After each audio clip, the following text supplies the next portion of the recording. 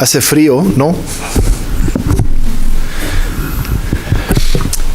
Vamos a tener nuestra Biblia abierta en el capítulo 3 de Esther y vamos a meditar brevemente sobre este texto que está aquí, los primeros seis versículos que acabamos de leer, y después estaremos hablando acerca de esta celebración del Pur, del Pur, y vamos a tratar de evaluar un poco esta condición. Mientras tanto, evaluaremos, analizaremos, veremos lo que el Señor nos dice en este inicio del capítulo número 3. Tenemos un poco la historia de este maravilloso evento que está sucediendo, y en medio de este evento que está sucediendo hemos hablado acerca de la presencia de Dios sin ser mencionado.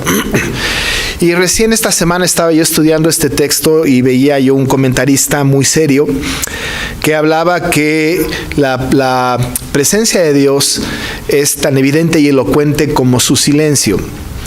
Es decir, que es más palpable en el silencio de Dios su presencia. Una cosa bien interesante es que nosotros no hemos oído a Dios, no hemos escuchado audiblemente su voz. No es posible esto, no es posible escuchar la voz de Dios de manera audible. Fue audible en el momento de la creación, fue audible para los profetas, fue audible para muchas personas. En el Nuevo Testamento fue audible cuando reconoció y señaló a Jesucristo como el Hijo de Él mismo, en el que había que tener complacencia.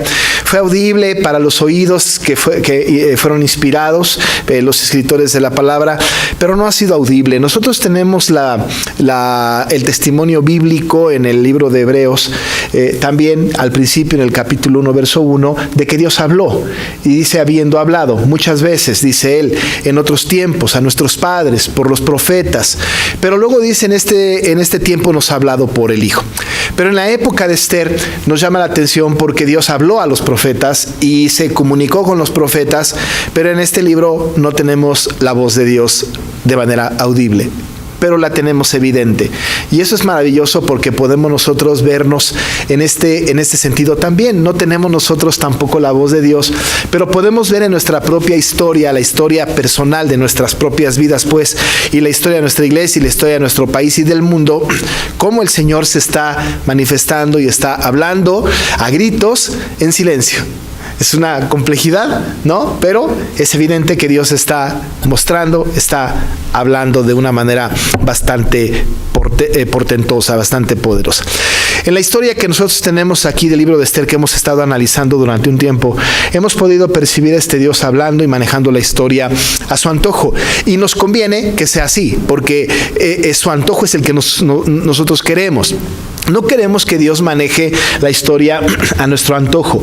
Si quisiéramos que Dios manejara la historia o pensáramos que Dios maneja la historia a nuestro antojo, estaríamos hablando de que el Señor se sujeta a las circunstancias.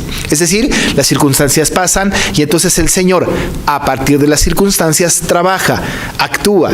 Es como si dijéramos que Dios de alguna manera está esperando a ver cómo reaccionamos o a ver qué pasa para actuar. Si dijéramos esto, estaríamos pensando, por ejemplo, en la historia de nuestro país. El Señor nada más está esperando ver quién queda de presidente para tomar determinaciones definitivas, ¿no? No es posible esto, ¿no? No es así la historia de Dios. Dios no está sujeto a las circunstancias. Dijéramos pues, las circunstancias están sujetas a Dios. Dios es el Dios de las circunstancias. Bajo este principio, incluso nuestras mismas circunstancias, un problema en casa, una situación de trabajo, una complejidad con la familia, cualquier cosa que suceda, son circunstancias. Y Dios es el Dios de esas circunstancias.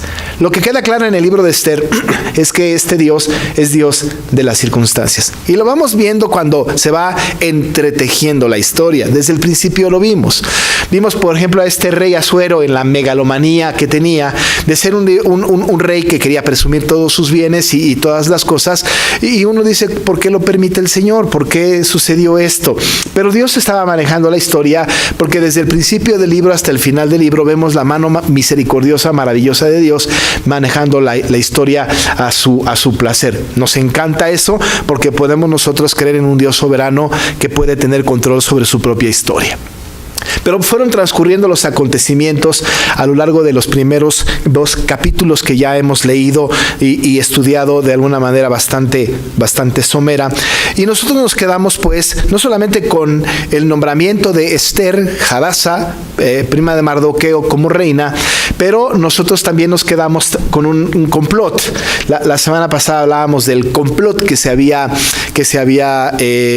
planeado con estos eunucos Bigtán y Teres, que habían planeado, estaban sentados y habían planeado conspirar contra el rey Asuero. Ustedes recordarán, Mardoqueo se entera, y ya conocemos a Mardoqueo, que es primo de Esther, pues, un judío que no declaraba tan fácilmente su nacionalidad porque pudiese ser amenazado e incluso perseguido. A Esther le había dicho que no dijera de dónde venía para que no tuviese problemas, pero Mardoqueo escucha la conspiración que hay contra este rey Jerjes o Asuero y le va a avisar a Esther.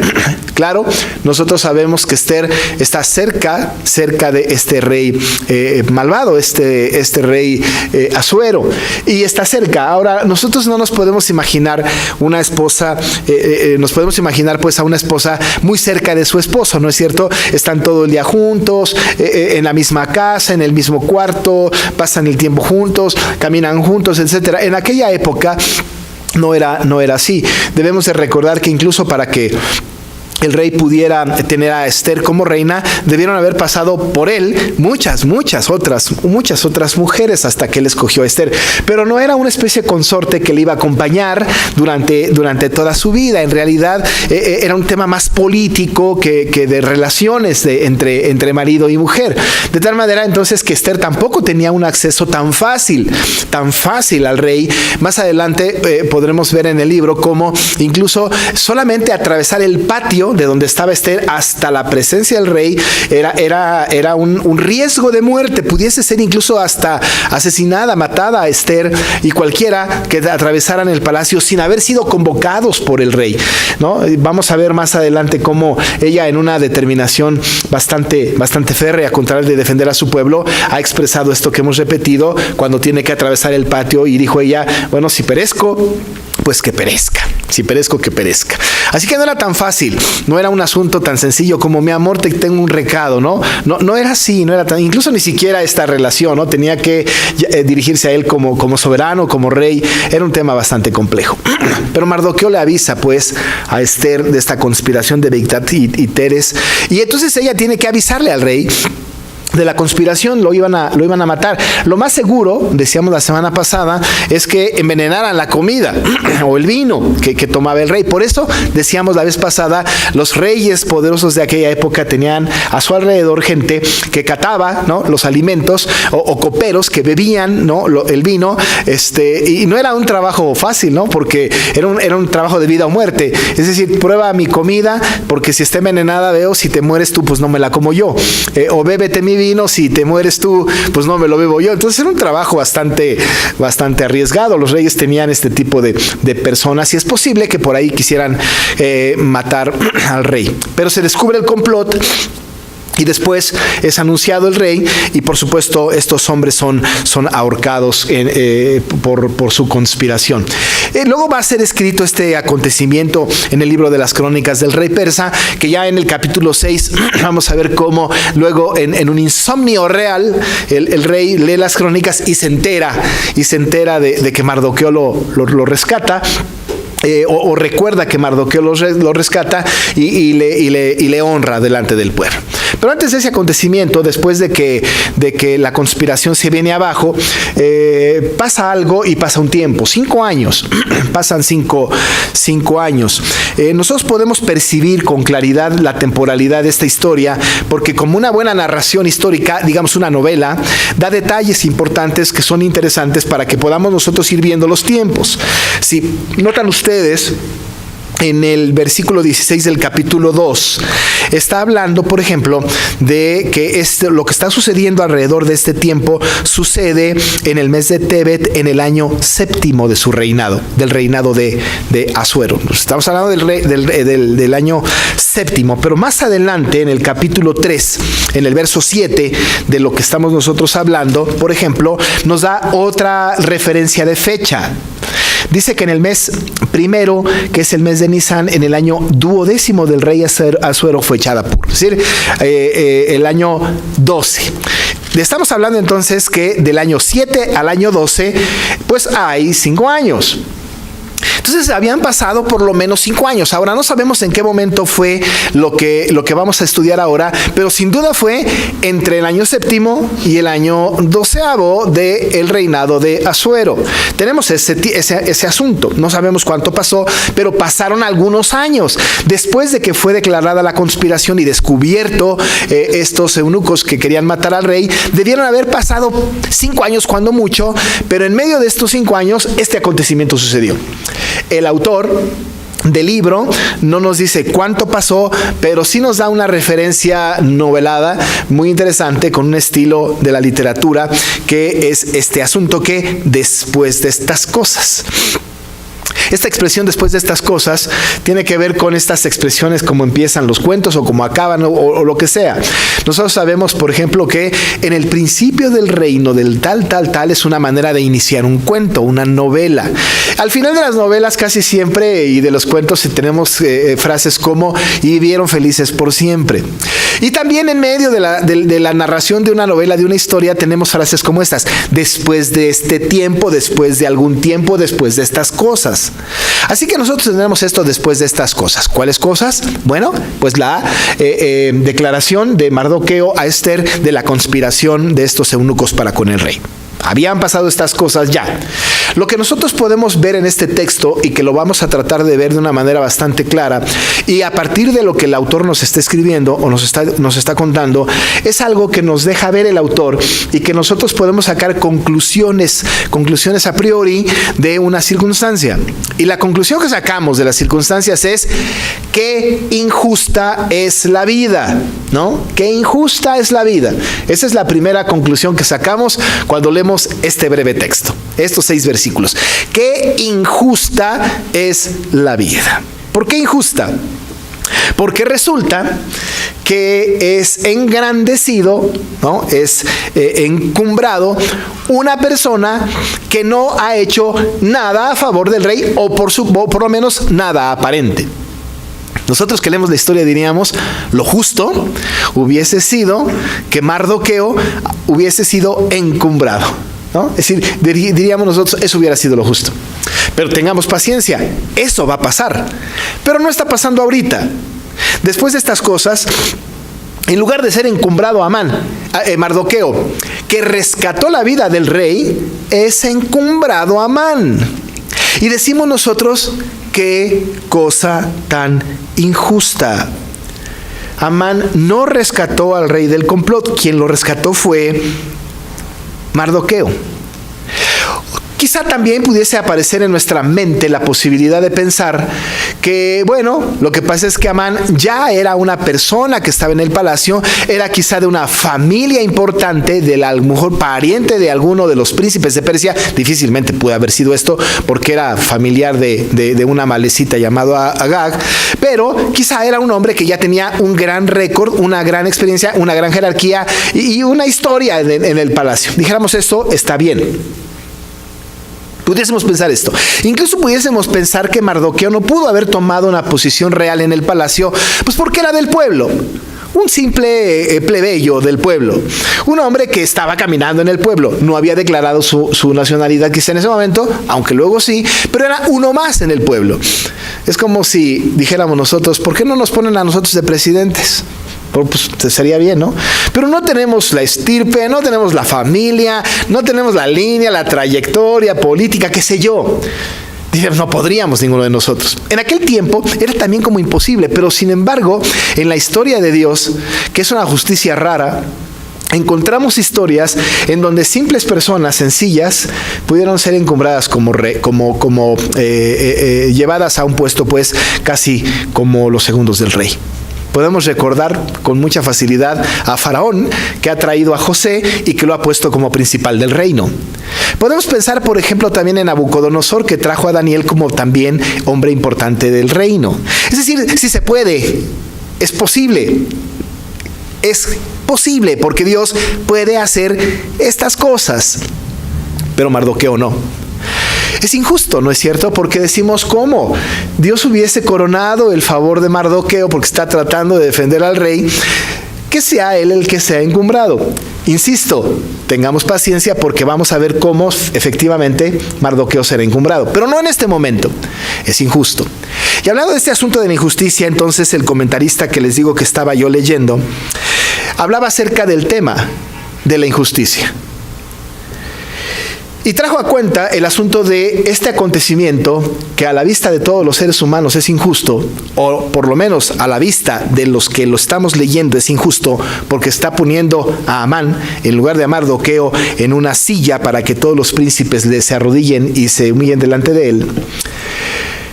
Comenta este comentarista pues acerca del asunto del concepto de justicia. Nosotros tenemos un concepto de justicia bastante humano, bastante carnal, bastante nuestro, pues. El concepto de justicia de nosotros está bastante tocado y tergiversado por nuestras propias conclusiones a las que llegamos. Es más, yo puedo estar seguro que para lo que para mí es justo, quizá para ustedes es injusto. Y para lo que ustedes es justo, para mí no lo sería tan justo. Cuando nosotros hablamos de la justicia en este sentido, quizá nosotros estamos acercándonos al concepto de la justicia a partir de nuestros propios criterios. Pero el criterio que nosotros tenemos de la justicia será el criterio que Dios tiene de la justicia. Para nosotros, por ejemplo, la ausencia de la justicia es injusticia. Es tan sencillo como esto. Si esto no es justo, entonces es injusto. Y el concepto que tenemos de lo injusto es equivocado. Decimos, lo injusto es malo. Lo injusto es malo. No es correcto. Es malo. Estás tratando mal a una persona. Es malo. Es injusto. De tal manera que nuestro concepto de justicia se contrasta con la injusticia. Decimos, pues, la ausencia de la justicia es injusticia. Pero ¿qué hay en la mente de Dios? En la mente de Dios es distinto. La ausencia de la justicia de Dios no es injusticia, sino misericordia. Ahora lo voy a repetir porque es un asunto que tenemos que tener como muy presente. En Dios, la ausencia de su justicia no es injusticia, sino misericordia.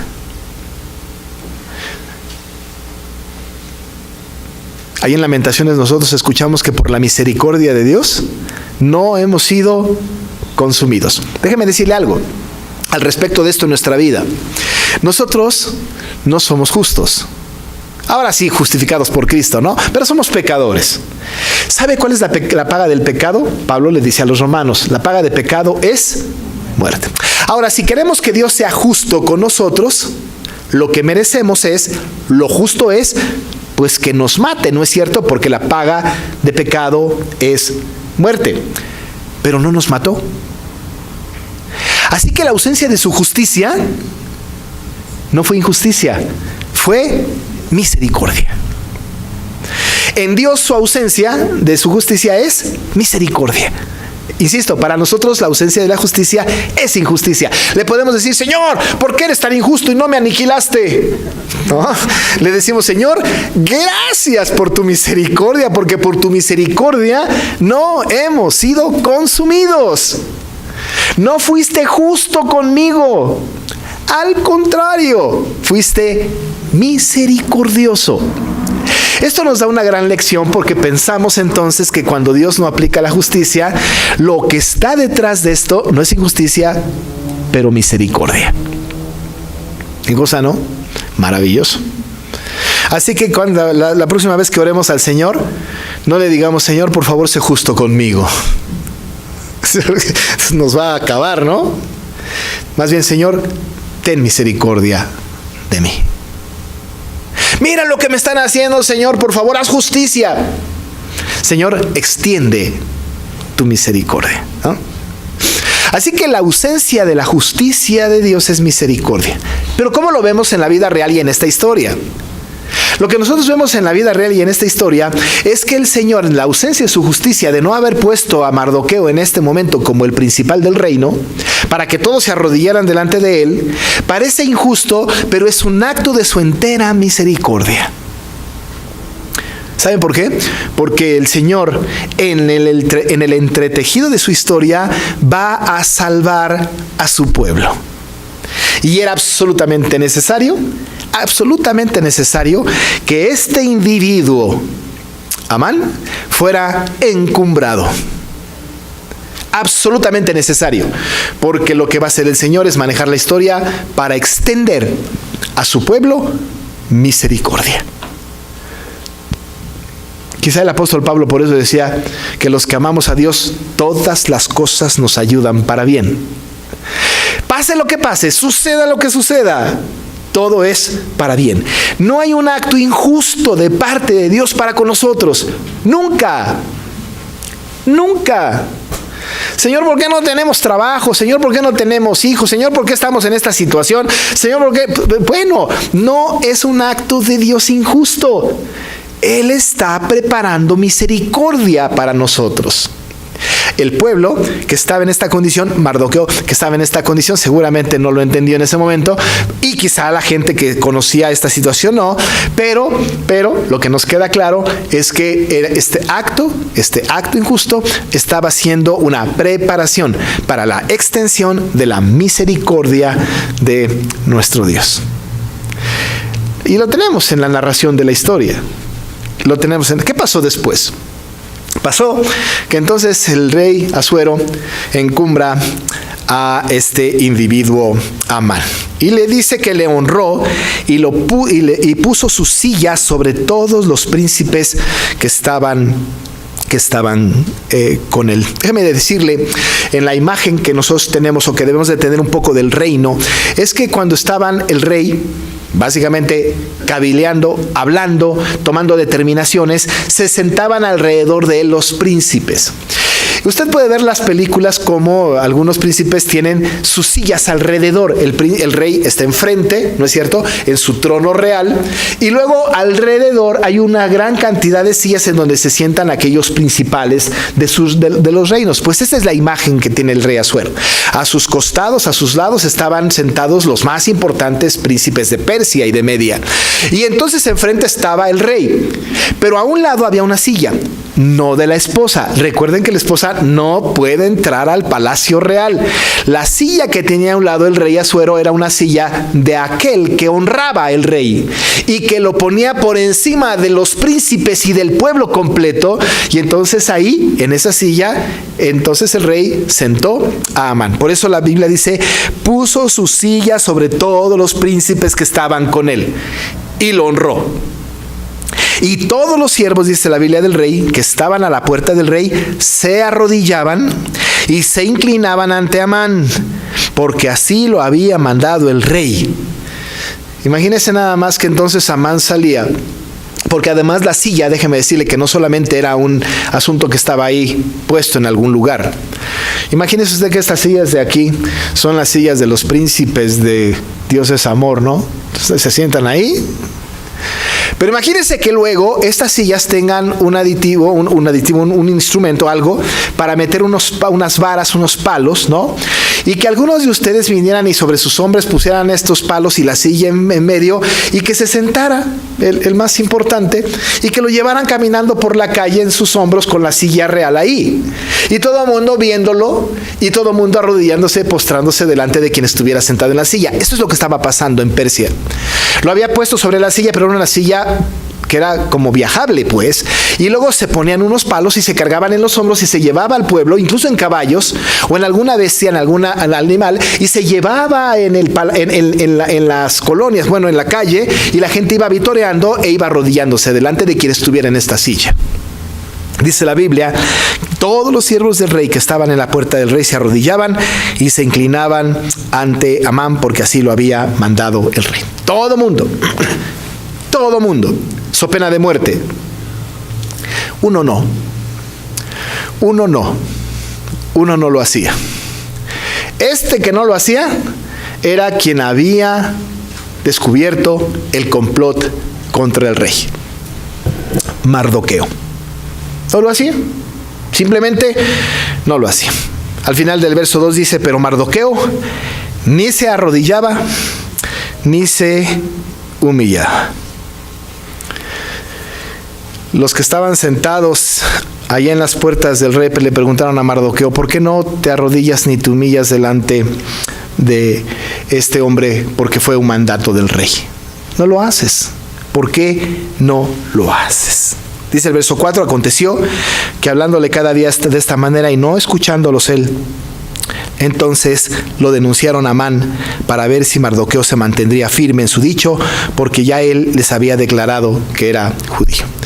Le dijeron entonces a Mardoqueo: ¿por qué no te inclinas ante Amán y te humillas delante de su presencia? No lo voy a hacer. No lo voy a hacer. ¿Por qué? Nos queda claro por qué. Al final del texto del versículo 4 sabemos el por qué.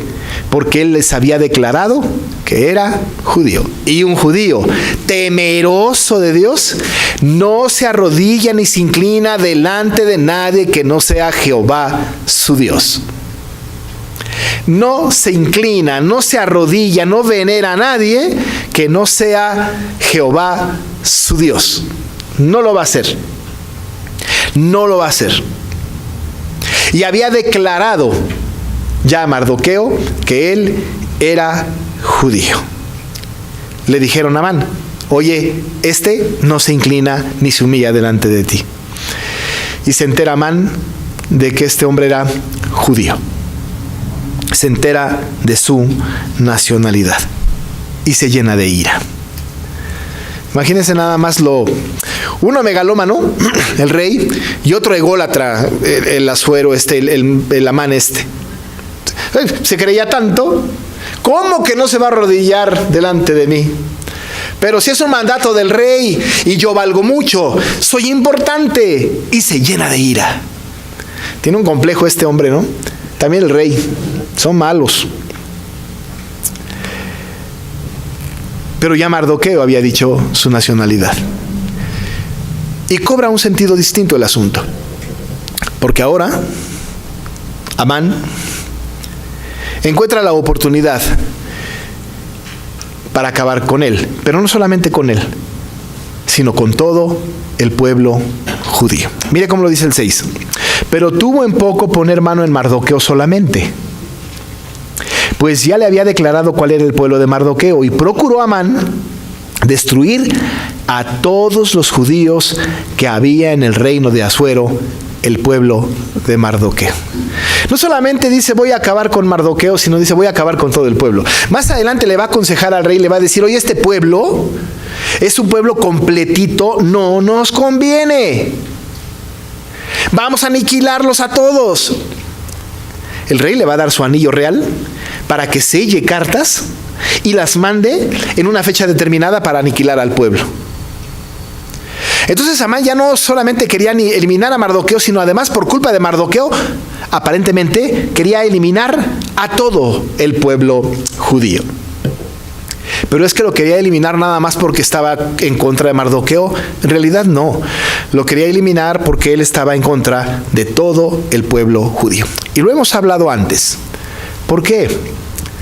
Primero de Samuel nos narra justamente lo que ya hemos platicado. Porque Amán era agageo, descendiente de Agag amalecita, que cuando Saúl fue ungido por Samuel como rey, se le había encargado por Jehová que acabara con los amalecitas, porque los amalecitas habían estorbado el caminar del pueblo en el desierto. Y Saúl, usted sabe la historia, no lo hizo, sino que perdonó a Agag y perdonó lo mejor de las bestias y del ganado de los amalecitas y lo llevó con él. Pero entonces Samuel se entera porque el Señor le dice que se arrepiente de haber puesto a Saúl como rey. Y tiene que ir Samuel con Saúl. Y entonces Saúl le dice: yo he obedecido a Jehová. Y entonces Samuel comenta: pero oigo un balido de ovejas, oigo a las bestias. ¿Quiénes son? Son lo mejor de las bestias del rey. Y se entera también Samuel que Agag, el rey, está vivo porque lo habían tomado como botín. Y se molesta Samuel, se molesta el Señor, le van a quitar el reino a Saúl. Y lo que hace Samuel es que manda a traer después a Agag y lo aniquila, lo despedaza, pues lo hace pedazos, según narra primero de Samuel 15. Pero tuvo descendencia. Y alguien de su descendencia justamente es Amán agageo. Claro, había una venganza nacional, había una venganza de pueblo a pueblo. Era como si Amán dijera: tú aniquilaste a todo mi pueblo porque eres judío. Yo, Agageo, que fui víctima de tus ataques, yo te voy a aniquilar por completo. Ya no tenía nada que ver con el encumbramiento de Amán. Ahora tenía que ver con un pleito que estaba eterno entre los amalecitas y los judíos. Y él determina entonces que quiere matar a todo el pueblo judío. Pero ahí está la providencia de Dios. Ahí está la providencia de Dios. Era necesario que esto pasara. Absolutamente necesario. Luego va a venir en el versículo 7, justamente que fue echada Pur, es decir, la suerte, para que entonces Amán determinara el día en que aniquilaría a todos los judíos. Este no es el fin de la historia. Aquí no se acaban los judíos. Aquí encontraremos un evento redentor del pueblo de Dios para que continúe su derrotero hasta la venida de Jesucristo. Es un acto de su misericordia. Ustedes y yo somos producto de su misericordia. Porque si ese pueblo hubiese sido aniquilado en ese momento, igual y nuestra historia no sería la misma. No hubiese nacido Cristo y no hubiese habido redención. Pero como el Señor tiene todo en su mente y en su decreto, era necesario que esto pasara para que viniese Jesucristo, fuera rescatado el pueblo y para que fuera tipificada nuestra salvación y que entendiéramos que lejos de la injusticia de Dios para con nosotros, Él extendió su misericordia. Lo que nosotros encontramos en esta narración no es pues un acto injusto del rey, sino tenemos nosotros un acto de la misericordia del Rey de Reyes y Señor de señores. Gloria a Dios por su misericordia. Vamos a orar. Padre, gracias porque tu palabra nos lleva a conclusiones de esta naturaleza. Has extendido tu misericordia.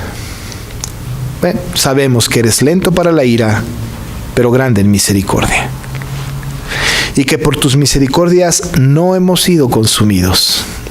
Señor, no has hecho lo justo con nosotros, porque lo justo hubiese sido acabarnos, sino has extendido tu misericordia. Pero quien sí hizo lo justo fue Jesús, y su justicia fue imputada en nosotros para que fuésemos declarados justos los injustos. Y ahí ver tu misericordia. Gracias, Padre, porque en la historia de Esther podemos ver que este acto injusto de no encumbrar a Mardoqueo en lugar de él a Amán, podemos ver, Señor, tu mano misericordiosa dirigiendo los destinos del pueblo para que tu voluntad perfecta se cumpliese. Con Amán, con Mardoqueo, o sin ellos, o a pesar de ellos. Tu voluntad siempre se hace y es perfecta. Y por eso te alabamos y te bendecimos en el nombre de Jesús. Amén. Vamos a